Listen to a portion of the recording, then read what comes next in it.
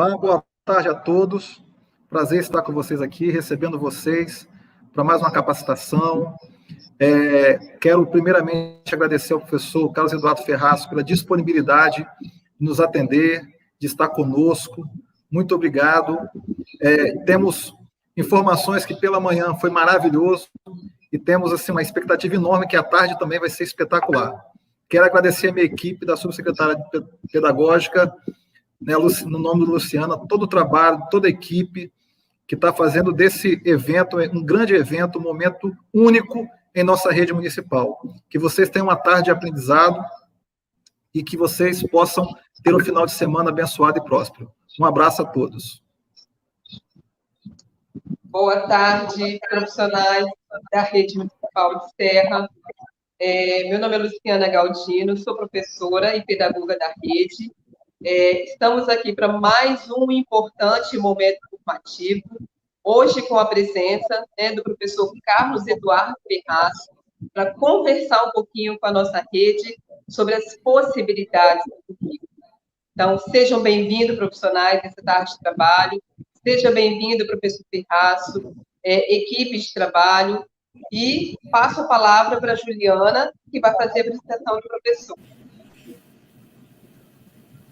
Olá, boa tarde, Luciana, boa tarde, Alessandro, boa tarde a todos os profissionais do município da Serra, das EMEFs, do CEMEIS, sejam todos e todas, mais uma vez, muito bem-vindos, muito bem-vindas para esse encontro tão potente.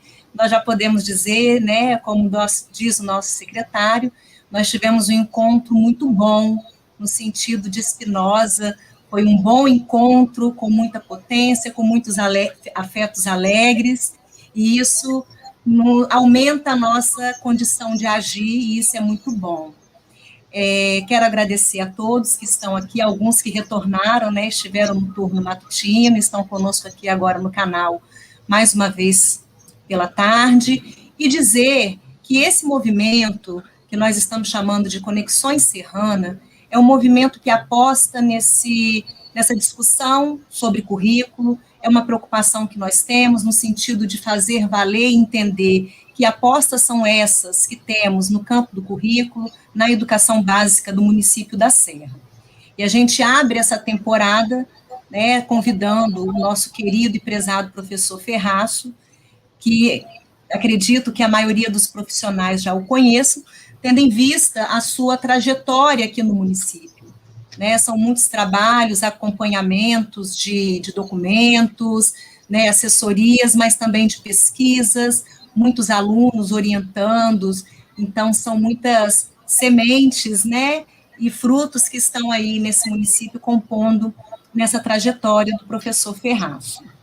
E é com grande alegria que a gente inicia, então, essa tarde, né, com esse bom encontro com o professor, e eu vou pedir, professor Ferraz, que você possa brevemente também fazer um relato da sua trajetória, né, dizer um pouco que lugar é esse, né, que você está, que você vem, e fique à vontade, a palavra é sua, e que tenhamos novamente, né, um excelente encontro.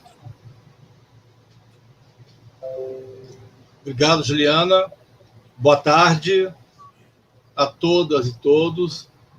Eu inicio agradecendo o convite para estar aqui hoje e, ao mesmo tempo, já parabenizo nas figuras das queridas Juliana, Nilceia, Risiane e Fabrícia, que foram as pessoas que mantiveram contato inicial comigo, toda a equipe da Secretaria de Educação da Serra, pelo movimento que eu chamo de um movimento ético, estético e político de resistência no sentido de enfrentamento e reexistência no sentido de buscar novas formas de existir, né?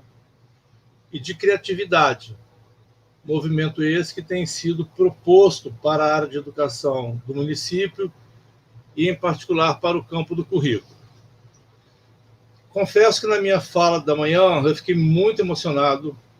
Eu tive que interromper várias vezes, porque A gente não consegue falar de uma coisa que a gente gosta, que a gente pesquisa, sem estar envolvido visceralmente, emocionalmente, afetivamente com isso.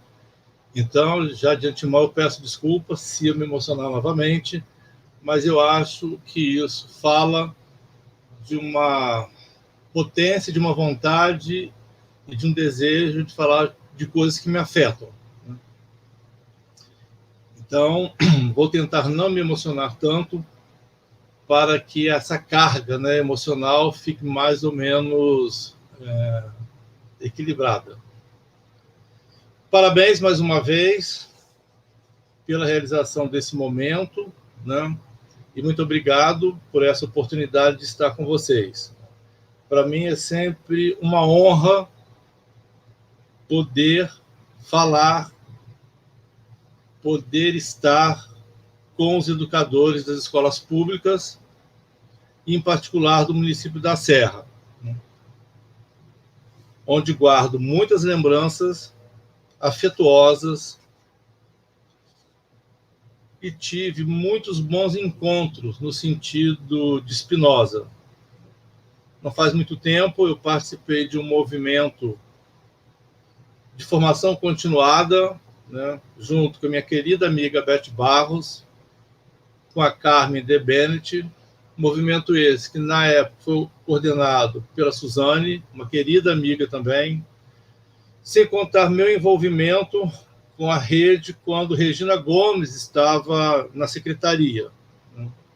Ou seja, minha história de educador, minha trajetória de pesquisador tem uma marca muito forte do município da Serra, né?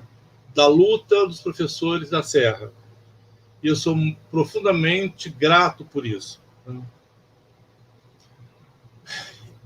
Eu considero que nesses tempos políticos sombrios que estamos vivendo, tempos também marcados por uma pandemia que a cada dia tem matado mais e mais pessoas, além de nos colocar, nós, educadores, em uma situação vulnerável, tanto física quanto emocionalmente, situação essa que eu confesso a vocês, nunca vivida por mim no magistério. Eu comecei a dar aula em 1977, quando eu entrei para o curso de licenciatura plena em Física na UFES. Naquela época, pela escassez de professores da área de matemática, os alunos que estavam cursando Física e Matemática poderiam atuar como professores na rede estadual de ensino. E aí, ao mesmo tempo que eu inicio na UFES, eu inicio na rede estadual, numa escola chamada Itagiba Escobar. Então, durante todo esse trajeto de vida meu, de pesquisador, de professor, né, eu nunca vivi uma condição do magistério como a que estamos vivendo agora. E aí, realizar um movimento de formação que aposta na potência da vida, que aposta nos bons encontros, que aposta no protagonismo das escolas, para mim, se constitui como uma possibilidade de luta por uma vida bonita na educação. Eu tenho perdido muitos amigos, muitas amigas, pessoas queridas que nos deixaram da noite para o dia. E uma das formas que eu tenho encontrado para não sucumbir, para não me entregar, para não me deixar abater com essas mortes, é fazer do meu conhecimento, das minhas pesquisas, uma máquina de guerra, uma forma de luta, assumindo o conhecimento como o mais potente dos afetos. É muito triste quando você recebe uma notícia de um amigo seu que repentinamente te deixou por conta desse momento que a gente está vivendo. Então, ao receber o convite para poder conversar com vocês aqui hoje sobre questões no campo do currículo, fiquei pensando em um título que pudesse expressar, que pudesse ir ao encontro dessa sensação que eu tenho vivido. E aí, depois de conversar com as colegas da secretaria, decidimos por esse título que eu apresentei a vocês. Currículos em redes com os cotidianos das escolas. Transbordamentos e movimentos de resistência por uma vida bonita. E aí, quando eu pensei nesse título, de início, me veio a necessidade de pensar sobre algumas questões que, para mim, são muito importantes. O que faz transbordar os currículos nos cotidianos das escolas? Quais os efeitos desses transbordamentos para a educação e para a vida de seus praticantes? Praticantes aí é um conceito trazido de Michel de Certeau, que fala do modo como nós, professores, nos colocamos nos cotidianos das escolas.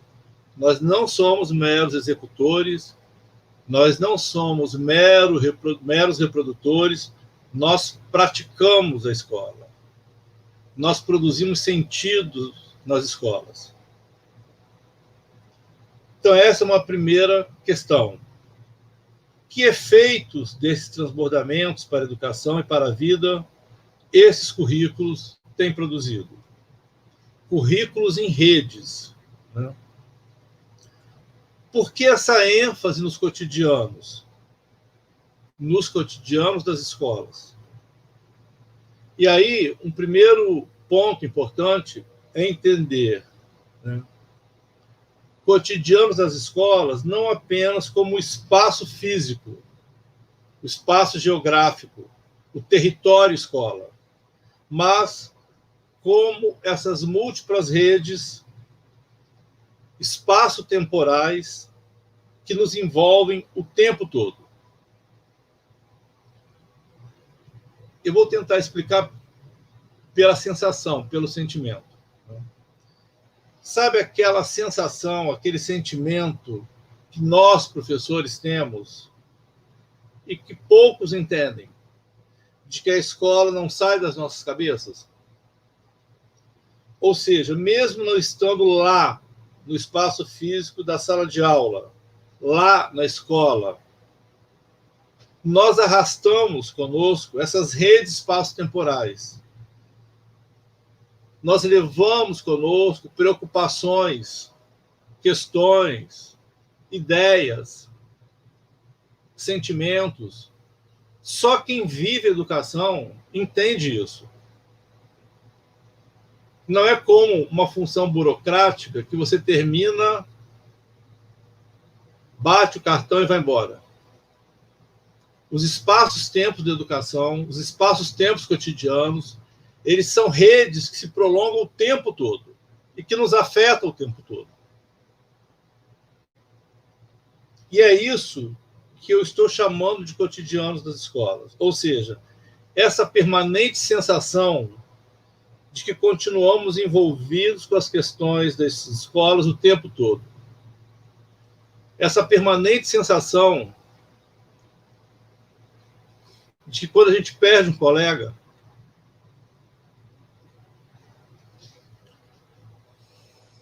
um pouco da gente foi embora com ele.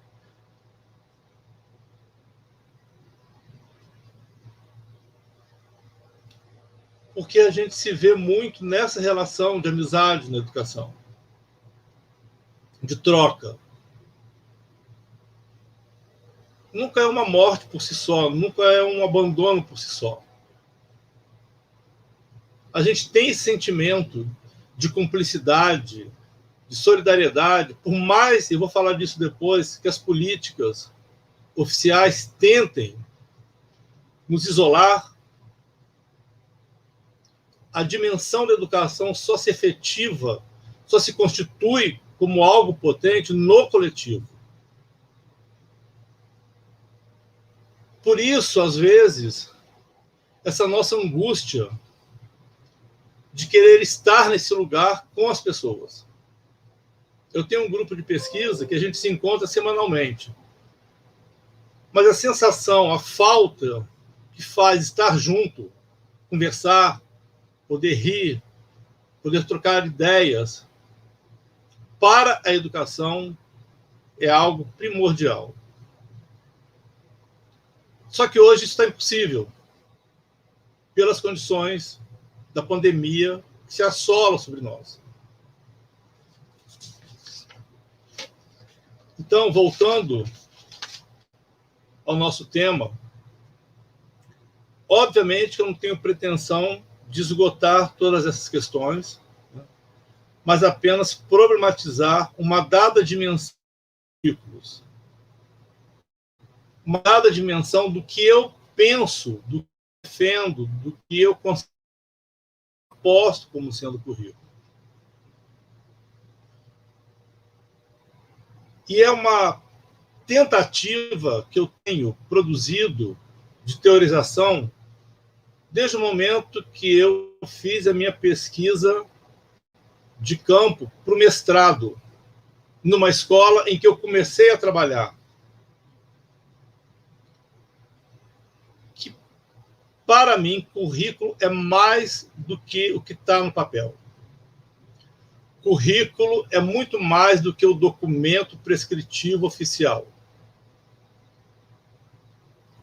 Currículo tem a ver com essas relações que nós estabelecemos visceralmente com as nossas práticas. Com essa dimensão mais ampla do cotidiano, que eu tentei explicar. E com isso, manter sempre alerta a essa questão. Se currículo é essa dimensão das redes, das relações, dos afetos, o que faz, então, transbordar os currículos? Uma primeira resposta está na própria ideia de cotidiano que eu defendo. Os currículos, eles só se efetivam, eles só acontecem, eles só transbordam, só se realizam, só ganham vida, só se afirmam, só se instituem com esses cotidianos. Com os cotidianos vividos por nós. Com os processos. Com os movimentos. Com os acontecimentos. Com os educadores e com os estudantes. Quem faz o currículo são os professores, são os alunos. Quem dá vida ao currículo são os sujeitos que estão nas escolas.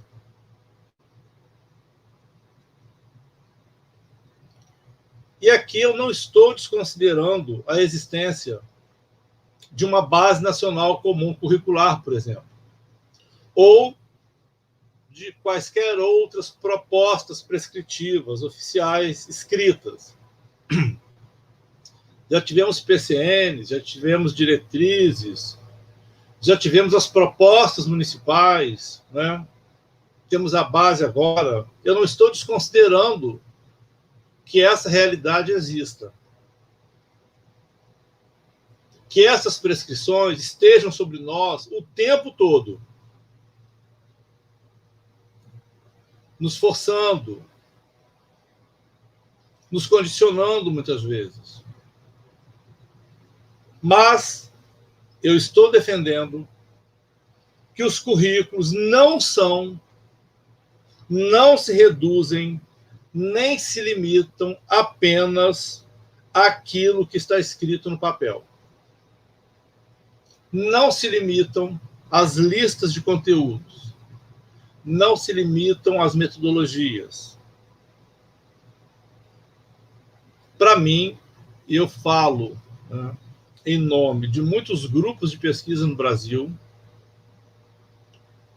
currículos são, antes de mais nada, as práticas, teorias de educadores e de estudantes, que se realizam diariamente em suas salas de aula, mas não só lá. Então, quando a gente está pensando numa atividade, quando a gente troca com um colega uma atividade, quando a gente comenta sobre um exemplo que nós damos em sala de aula, quando nós trocamos experiências, nós estamos produzindo currículos. Mais do que isso, nós estamos produzindo políticas de currículo encarnadas nas nossas ações. Então, não tem como desconsiderar a força, a potência e a importância do trabalho do educador e dos alunos também, porque o currículo não se faz sem alunos também. Ou seja, os currículos são, todo o tempo, tecidos em redes de sentidos, tecidos em redes de significados, com as práticas, teorias dos sujeitos que inventam os cotidianos das escolas, que inventam as próprias escolas, com as suas artes de fazer, dizer, saber, ensinar, aprender, como disse Michel de Certeau, um outro autor muito querido nosso. Nas minhas pesquisas eu tenho observado que, para o mesmo documento prescritivo, por uma mesma prática de planejamento, cada professor dá um tom, dá uma cor, dá um sabor, dá um som, dá um colorido diferente para esse currículo comum. Então, é claro que eu não posso negar o que está colocado como referência, como base. O nome já fala, Base Nacional Comum Curricular. Mas tudo o que é pensado para todo mundo não serve para ninguém. Porque o currículo se diferencia na vida, se diferencia no cotidiano. Então, eu posso até assumir que o meu ponto de partida é a base, mas eu nunca posso considerar que ela seja o meu ponto de chegada. Porque o currículo ele vai se tecendo nas relações, ele vai se ampliando, ele vai se complexificando. A gente vai pensando em coisas não pensadas pelo documento inicialmente. A gente vai ampliando aquelas questões, aqueles conteúdos, a gente vai negociando outros sentidos. A gente vai traduzindo, a gente vai deslocando aqueles sentidos. Usando uma expressão do Homi Bhabha, a gente vai hibridizando aqueles assuntos, produzindo outros tantos assuntos. Sempre com os estudantes. É preciso, então, que possamos assumir nosso protagonismo, nossa potência, nossa força e nosso compromisso na realização dos currículos, nos cotidianos das escolas. Não somos meros reprodutores, não somos meros executores. Não somos como aquele filme onde as pessoas vão seguindo numa correia mecânica e vão sendo tragados. Essa ideia, esse modelo, tenta tirar de nós a nossa força do trabalho, a nossa condição de ressignificar o currículo. E é preciso assumir esse lugar do protagonismo. As secretarias continuarão mandando propostas curriculares. Interessa que sentidos, que deslocamentos, que leituras, que processos se instituem para além dessas propostas. Porque a força está aí. A força não está no papel, a força está na ação do professor, na maneira como ele traduz aquilo, na maneira como ele planeja, na maneira como ele dá aula. Essas coisas são vitais para pensar o currículo. Então, enquanto os documentos prescritivos, como a Base Nacional Comum Curricular, enquanto esses documentos buscam incessantemente delimitar, aprisionar, controlar, engessar, territorializar o currículo, e observo que aí é sempre no singular, o currículo, porque trata-se de um documento, de uma referência, base comum para todos. Então, ela é única. Nós, nos cotidianos, com as nossas artes de fazer, com as nossas artes de escrever, de ensinar e de aprender, criamos outros sentidos para esse currículo considerado como referência. E aí é plural. Currículos, sempre no plural. Aprendizagens. Porque tem a ver com as nossas condições, com as nossas formações, com as nossas questões de vida. E isso se dá nessa dimensão do coletivo, da troca. A força está nesse coletivo.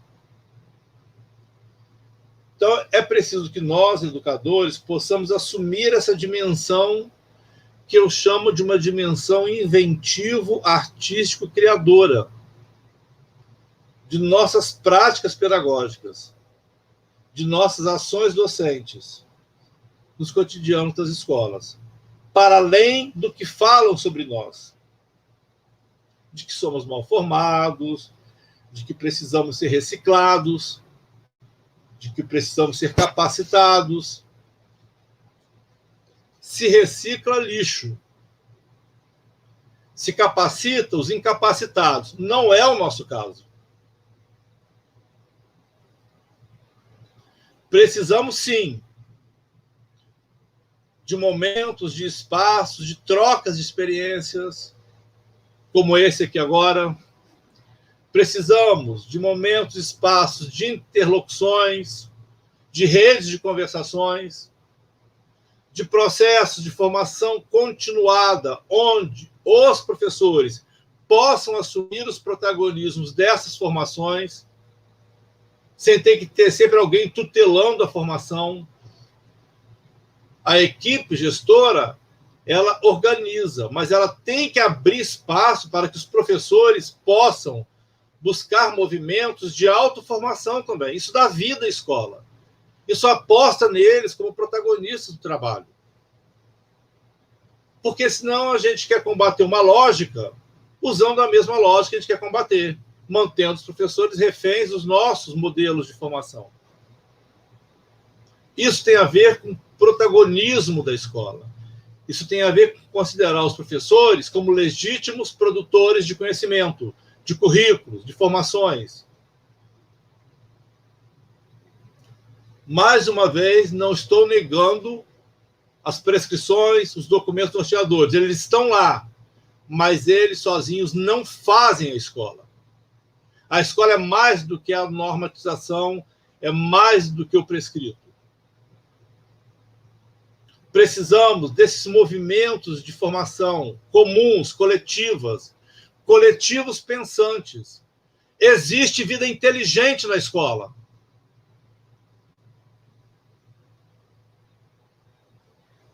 Não precisa de mentores intelectuais. Mas a escola tem que assumir isso como a sua forma de se afirmar como espaço-tempo de produção de conhecimento. Interessam-nos, então, as políticas curriculares que são criadas, que são tecidas cotidianamente, no chão das escolas. Interessam-nos os currículos em suas diferenças. Por que determinados assuntos numa sala, tomam um determinado movimento, na outra, toma outro movimento.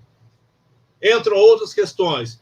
Porque a vida é assim, porque as questões da vida são colocadas dessa forma. A gente vai tecendo redes de sentido o tempo todo. Numa sala que um aluno coloca uma questão, na outra, o aluno coloca uma outra questão. E aí está a riqueza do conhecimento.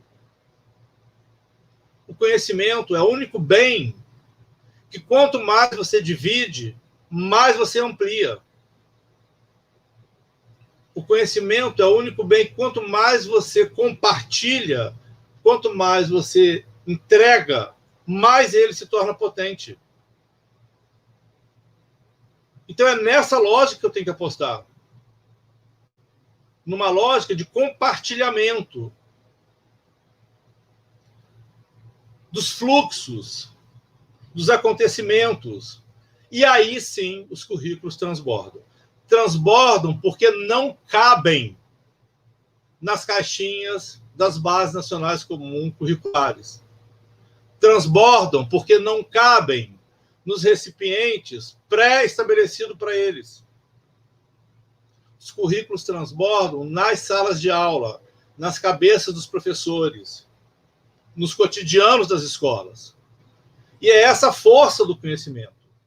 É exatamente não se conter, não se contentar e estar sempre buscando mais. A gente aprendeu isso com o construtivismo. Não interessa o produto, interessa o processo. Interessa o movimento. O resultado, ele é pontual. Agora, o que aconteceu para chegar até aquilo? É essa força das redes, das negociações, que fazem com que os currículos transbordem. Interessam-nos, então, essa dimensão de um currículo como uma produção ética, como uma produção estética e como uma produção política. Coletivamente produzidos, esses currículos. E aí, ao assumirmos as políticas cotidianas de currículo como arte de fazer, como possibilidade de criação, porque são criações, são artes de fazer, criação de signos artísticos que transbordam o tempo todo os limites do instituído. Limites instituídos pelas políticas prescritivas.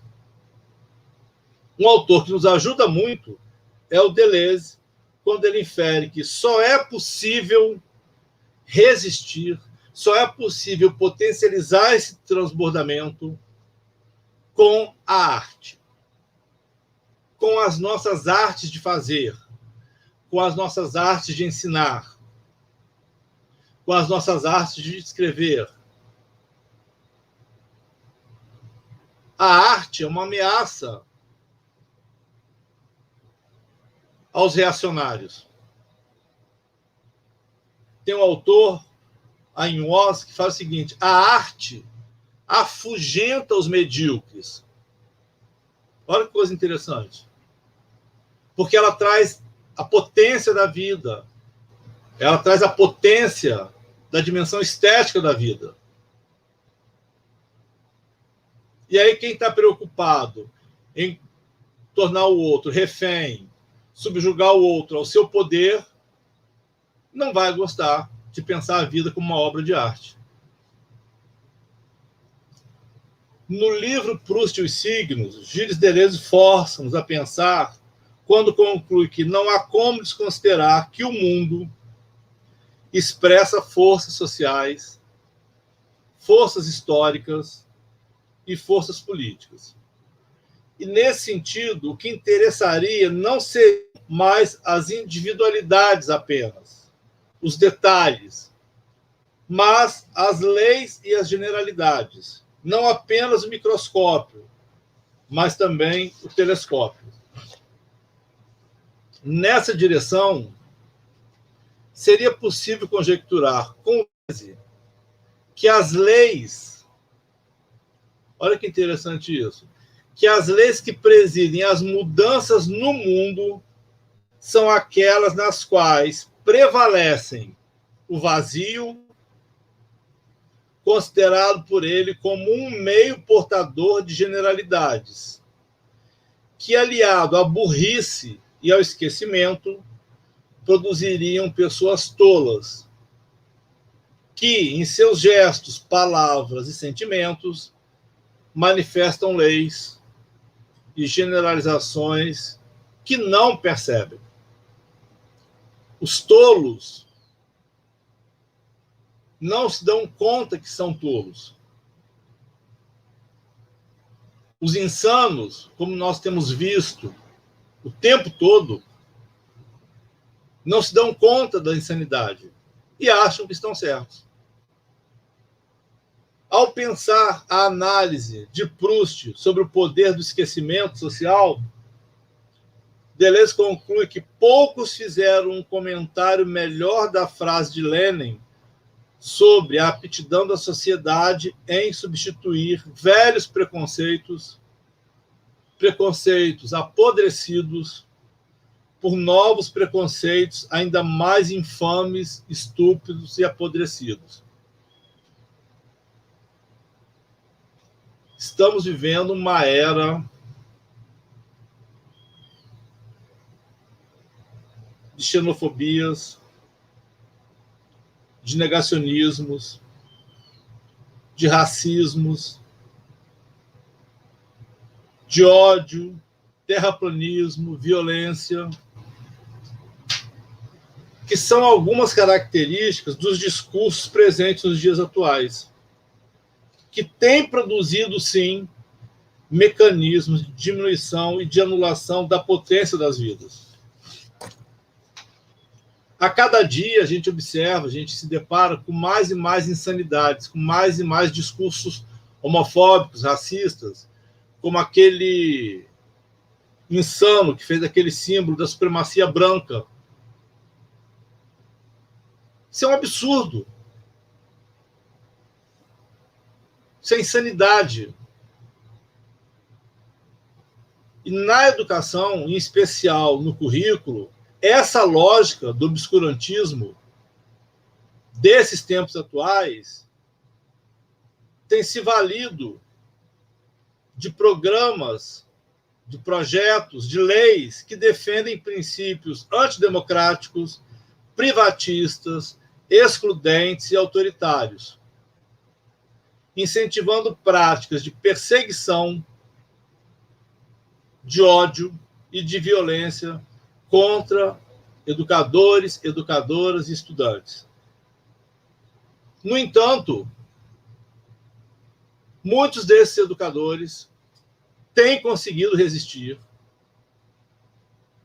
têm conseguido resistir a essas inúmeras tentativas de extermínio da diferença e de negação do outro como legítimo outro. Porque entendem, porque sabem que não existe educação sem alteridade. Que não existe educação se eu não entender quem é esse outro que está diante de mim.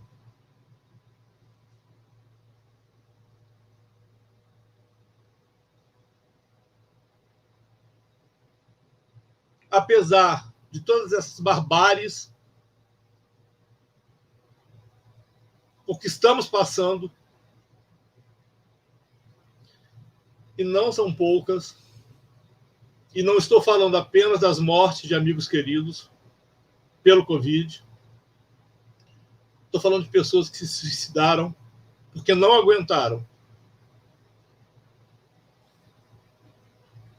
Educadores não aguentaram a pressão, estão adoecendo,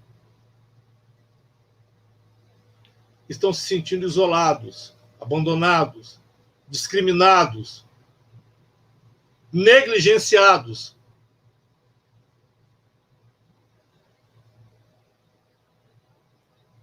Mas muitos de nós estamos conseguindo resistir.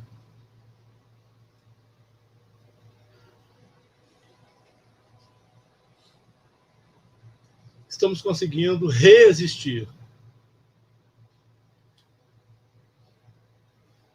E uma das formas que muitos têm encontrado é pensar na potência da arte, na potência dos signos artísticos em nossas vidas. Então, a despeito dos mecanismos de controle, a despeito dessa força bruta, esses educadores, por quem eu tenho uma profunda admiração e respeito, porque eu sei o que eles estão passando, estão conseguindo fazer transbordar os currículos de esperança e de mundos melhores. É inacreditável quando você vê uma professora com as mínimas condições salariais, passando por privações, ainda achar um tempo, um espaço para buscar uma forma de ajudar aquele aluno que está numa situação pior do que a dela. Isso é educação. Não estou querendo minimizar a negligência do governo. Estou falando de uma outra coisa. Eu estou falando do que nos afeta como educador. Dessa dimensão que a gente tem.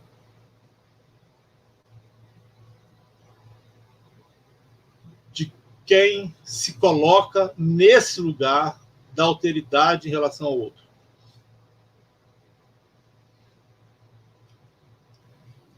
Então, se a gente pensar nessa teoria do Deleuze, né, que ele desenvolveu a partir da obra de Proust sobre os signos,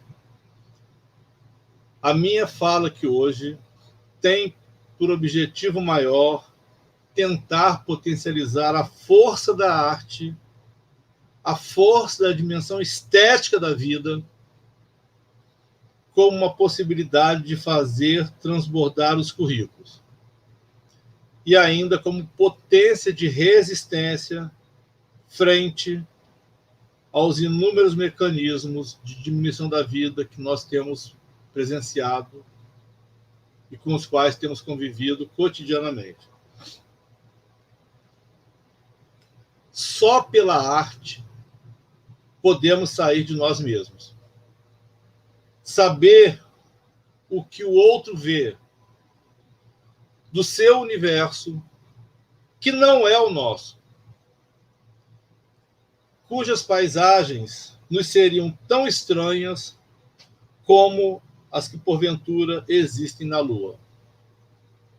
Só quando nós fazemos um exercício de sair de nós mesmos e ir ao encontro do outro, de entender o que o outro pensa, é possível minimamente abrir outras possibilidades de ver o mundo. Quando saímos do nosso casulo, da nossa interioridade e nos abrimos ao encontro com o outro. Graças à arte, em vez de contemplar um só mundo, o nosso, vemo-lo multiplicar-se, ou seja, o nosso mundo se multiplica, ele se expande, ele transborda, e aí dispomos de tantos mundos quantos artistas existirem. A arte faz a vida transbordar.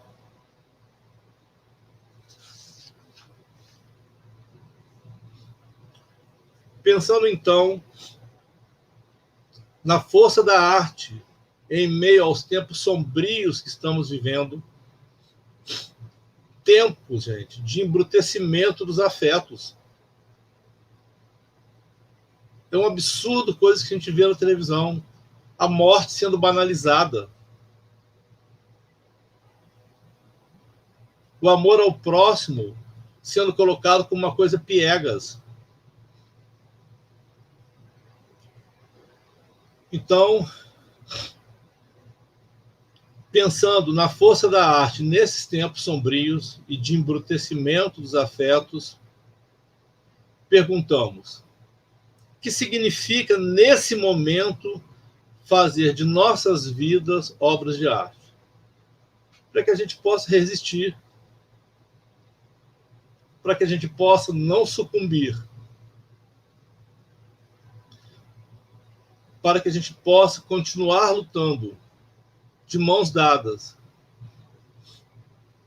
Que reverberações os signos artísticos produzem no sentido de nos ajudar a resistir frente à barbárie que caracteriza o real social de hoje. E ainda, que transbordamentos dos currículos são possíveis com a arte? Claro que eu não tenho a mínima pretensão de responder isso. O que me interessa é colocar essa questão como uma problematização para as nossas vidas. Instigar vocês a pensarem sobre isso. Porque se estamos apostando nas ideias de multiplicidade, se nós acreditamos que a força da vida está na multiplicidade, se nós acreditamos que a força e a beleza da vida está na diferença, em composição, obviamente, com linhas duras, com sistemas de controle, eu não estou desconsiderando isso, mas se eu estou apostando nessa dimensão maior da multiplicidade,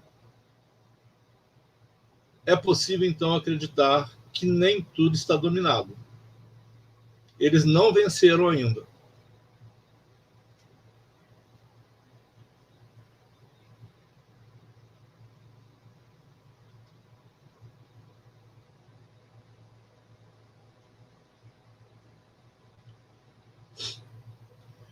E é possível, sim,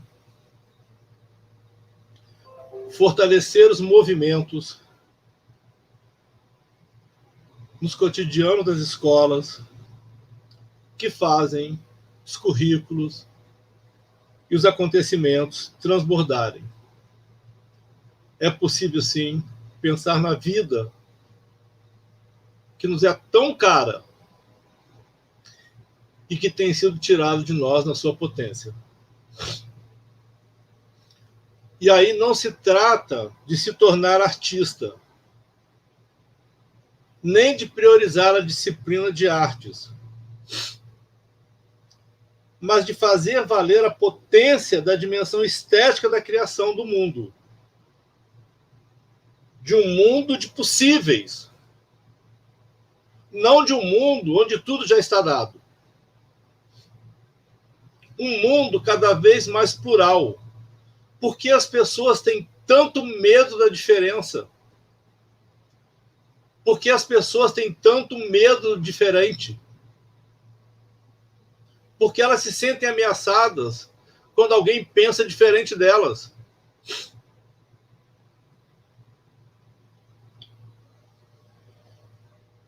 É preciso entender que a diferença se constitui como destino de todos nós. É a nossa vocação. Nossa vocação como seres humanos. Para não sucumbir às necropolíticas.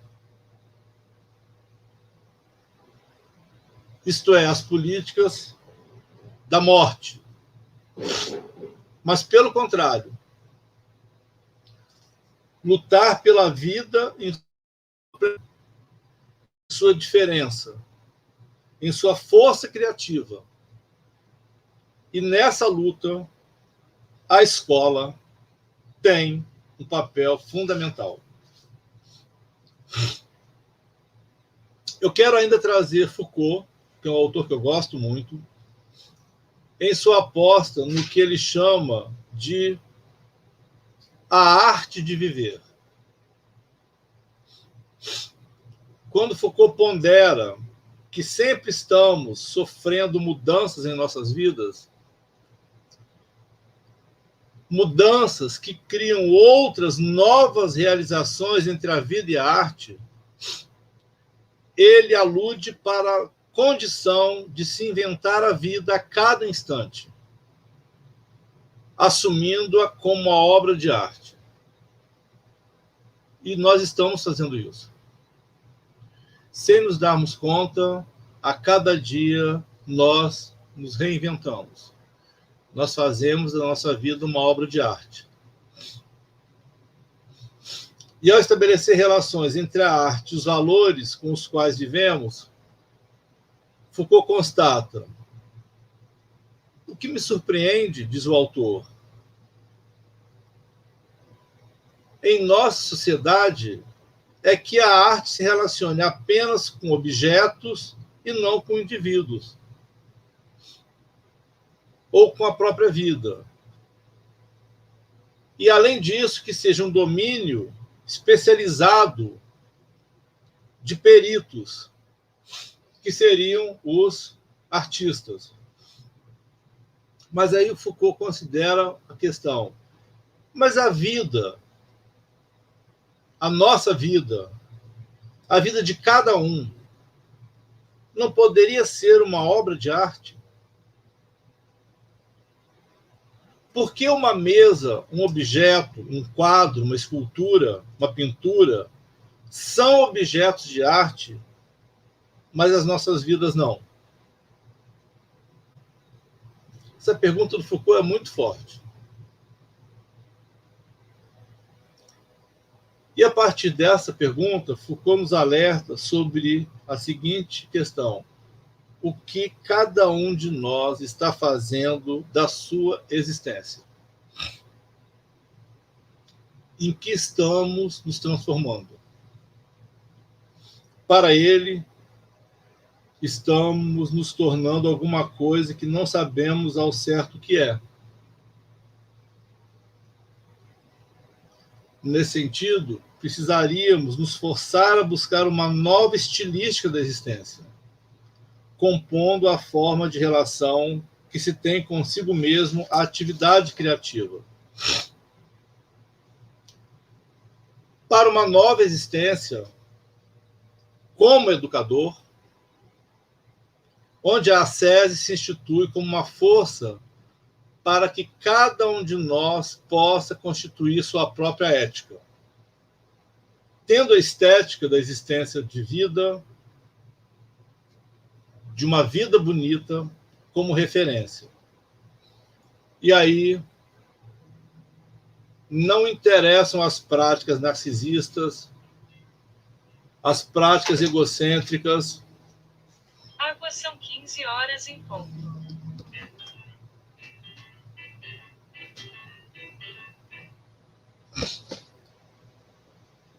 As práticas individualizantes, as práticas competitivas, como almejam, como defendem, como preconizam as ditas prescrições curriculares governamentais, sobretudo a Base Nacional Comum Curricular, encharcada que está da lógica do mercado, da lógica do empresariado. Por isso aposto na competição.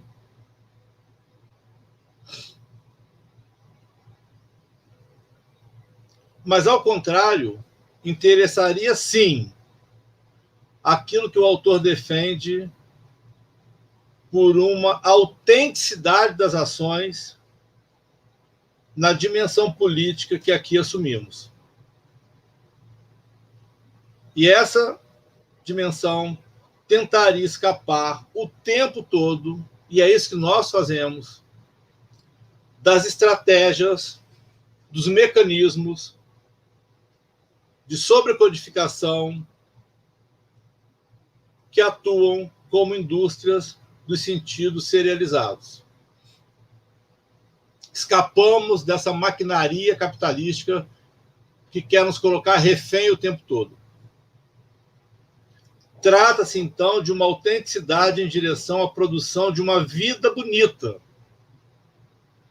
em nossas ações, nos cotidianos das escolas, na feitura dos currículos. Os currículos são artesanais. movidos pela criação de outros novos fluxos de transbordamento em vida dos currículos.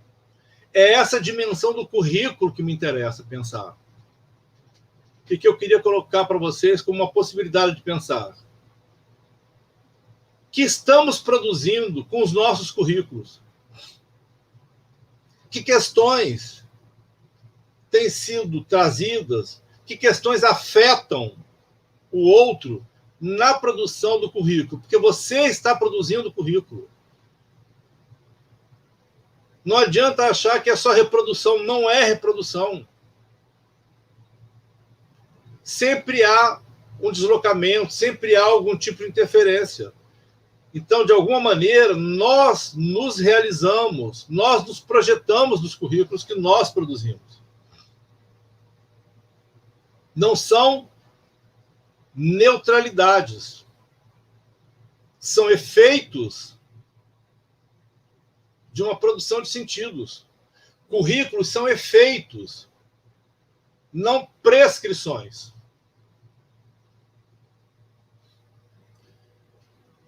Então, movidos por esses sentidos de currículo, movidos por essas apostas do Foucault e do Deleuze, eu penso que se faz urgente em nossas vidas um exercício ético, estético e político, de modo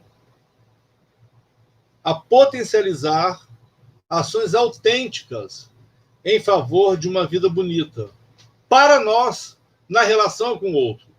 Não se trata de egoísmo, de narcisismo. É o cuidado de si. O cuidado de si tem a ver com o cuidado do outro. Não é o cuidado de mim. Cujos efeitos dessa relação, que eu posso chamar também de alteridade, nos façam a voltar a acreditar no mundo.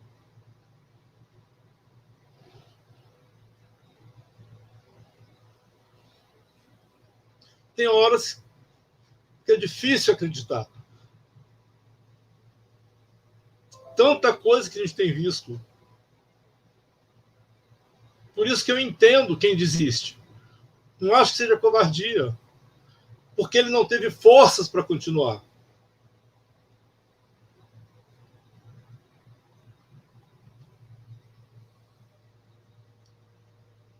Como diz o Deleuze, o que mais nos falta é voltar a acreditar no mundo.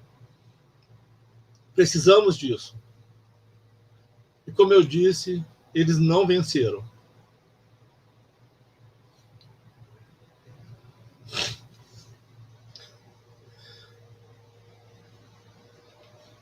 Mas como acreditar no mundo não apenas como atitude egocêntrica e individualista, como ação protagonizada por um sujeito autocentrado, um sujeito moderno, iluminista, dotado de uma consciência plena, mas como um efeito de forças que transbordam os limites do prescrito. A educação não precisa de heróis. A educação não precisa de mentores. A educação precisa de pessoas que trabalham com os sujeitos que estão nas escolas. A educação não precisa de tutela. Parecido com o movimento que a gente fez na Amped, quando do surgimento da base. As escolas responderam: aqui já tem currículo. Eu não preciso de um outro currículo. Nós já temos currículo na escola. Muito obrigado. Quer nos ajudar? Sejam bem-vindos. Mas não aceitaremos mais imposições. Essa é a força do coletivo.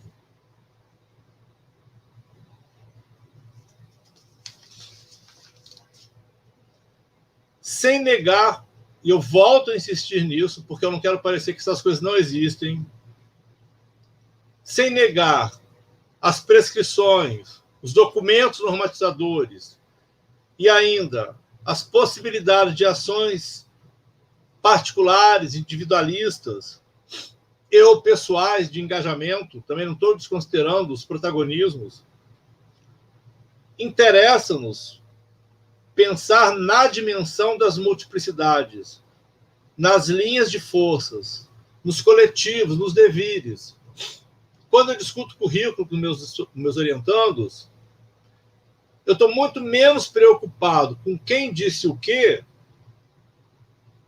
porque aí você cai na lógica da identificação do sujeito, e eu estou mais preocupado com os efeitos do que foi dito. Eu não quero saber de protagonismo, eu quero saber das redes que são produzidas nesse coletivo. Voltando, então, ao início da minha fala, quando eu disse sobre os tempos sombrios que estamos vivendo nesse momento, pensamos que só com a força, potência da arte, em meio aos transbordamentos da vida, é que teremos alguma chance, como diz o Deleuze, de estar na hora do mundo. Querem nos tirar da hora do mundo. E quem sabe nos tornar todo mundo em um devir mundo. Pode ser, como eu já disse, que acreditar nesse mundo, acreditar nesta vida, tendo em vista todas as crueldades e os absurdos, tenha se tornado algo muito difícil. E para alguns, até mesmo impossível. Entretanto, preciso não desistir, nem sucumbir, e cada vez mais acreditar na força dos laços afetivos, dos coletivos pensantes, das redes de conversações nas escolas, porque é aí que está o momento de resistência. Só se resiste coletivamente. É preciso poder acreditar na realidade de outros mundos coletivamente pensados. Sem laços afetivos, sem laços sociais suficientemente fortes para ancorá-los, sem compromissos políticos que os envolvam e articulem, sem história comum, os indivíduos ficam e cada vez mais fragilizados e vulneráveis em sua solidão,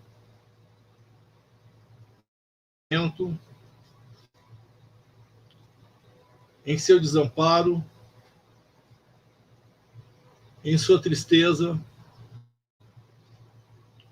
e tornam-se presas fáceis à propaganda totalitária, presas fáceis ao poder fascista. Indivíduos isolados dos outros, incapazes de estabelecer redes solidárias, carentes de interação humana, possível com o mundo, na esfera pública e na esfera privada, tornam-se indiferentes e desinteressantes também em relação a si mesmos. Por isso, é preciso, em nossas singularidades, acreditar no possível como ética. E aí eu trago o Deleuze. Um pouco de possível.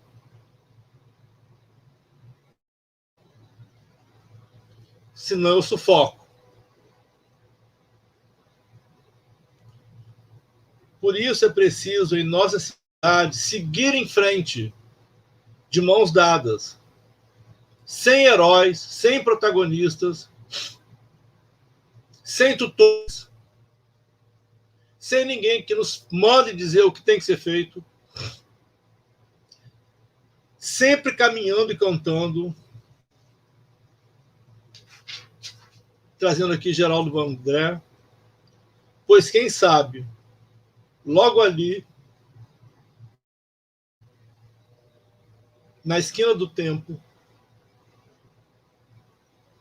a arte nos assalte de surpresa e nos faça ver a beleza da vida e nos faça continuando que as vidas continuam valendo a pena, que a escola e a educação continuam a pena.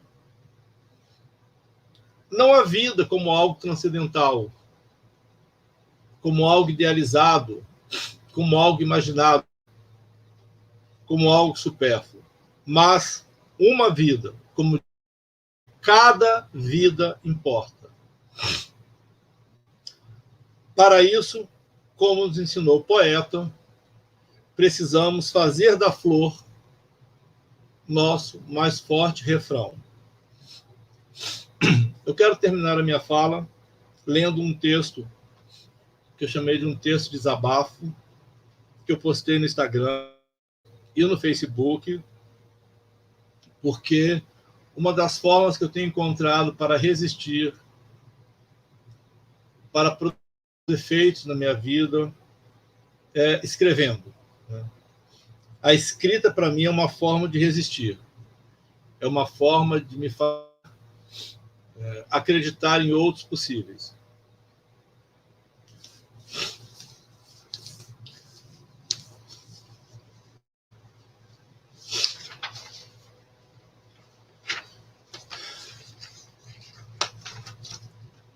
E a sensação de que não saímos do lugar se instala em mim. A possibilidade de retomada de nossas vidas, depois dos tantos cuidados e das inúmeras expectativas criadas, mesmo com outros hábitos cotidianos, parece se perder em meio aos noticiários, acontecimentos que denunciam o atual estado de desespero, de pavor e de luta pela vida que se instala nesse momento, ainda mais violento do que do início há um ano atrás. Viver nessa permanente condição de insegurança e de perda de pessoas queridas tem nos adoecido profundamente.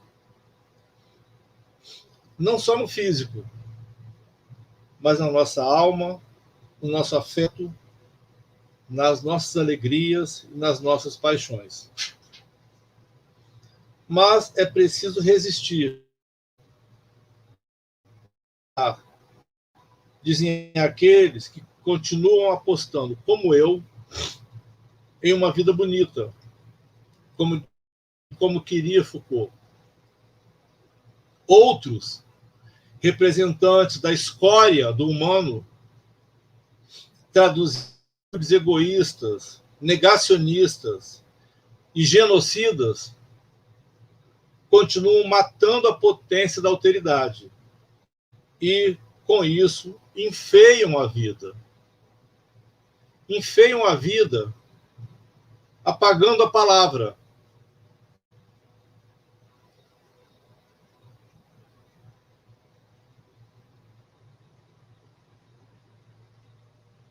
Deixando no muro somente tristeza e tinta fresca, como canta Marisa Monte. Mas, apesar da dor,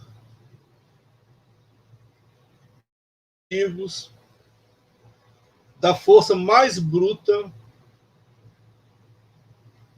e da noite que assusta, preciso continuar em busca de um novo tempo, como canta Ivan Lins. Um novo tempo, para que a nossa esperança seja mais que vingança. Seja sempre um caminho que se deixa de herança. Gente, muito obrigado por essa oportunidade. E eu sou eternamente grato aos educadores da Serra por essa troca, por essa possibilidade de estar mais uma vez junto a vocês. Obrigado e fiquem com Deus.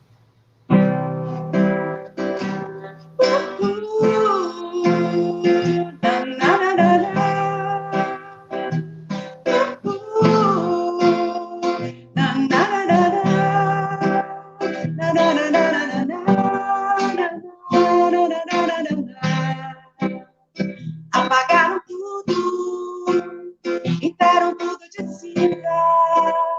A palavra no muro ficou coberta de tinta. Apagaram tudo, pintaram tudo de cinza. Só ficou no muro tristeza e tinta fresca. Nós que passamos apressados pelas ruas da cidade, merecemos ler as letras e as palavras de gentileza. Por isso eu pergunto a você no mundo: ser mais inteligente, o livro ou a sabedoria? O mundo é uma escola e a vida é um circo. Amor, palavra que liberta, já dizia o profeta. Na, na, na, na. Na, na, na, na. Na, na, na, na, na. Gente, é isso, Conexões Serranas, né? Esse movimento de formação de mundos possíveis, né? Com tentativa de fazer transbordar gentilezas, vida bonita, conhecimento, né? E a potência dos signos artísticos, né? Como máquina de guerra e resistência, ou resistência, como coloca Ferraço. A gente agradece, viu, professor, a composição. Eu fiquei pensando aqui, que sorte a nossa, né, de ter vocês, esse coletivo potente de composição aí na UFES, né, os grupos de pesquisa coordenados por Ferraço, por Janete, e tantos enredamentos, né, de alteridade possibilitados com as docências, com a educação básica. Esses coletivos de força esses coletivos de força que apostam, né, nessa dimensão ética, estética, política da vida, que tem nos ajudado mesmo a não sucumbir a essas necropolíticas, né, frente a esse tempo tão difícil que a gente está vivendo. Então, assim, muita gratidão, viu, professor Ferraço, pelas ampliações, né, de políticas de amizade, políticas de currículo, né, políticas de vida como obra de arte, essa arte mesmo de viver, tá? Um beijo para você e para todos, né, que estão assistindo a essa live.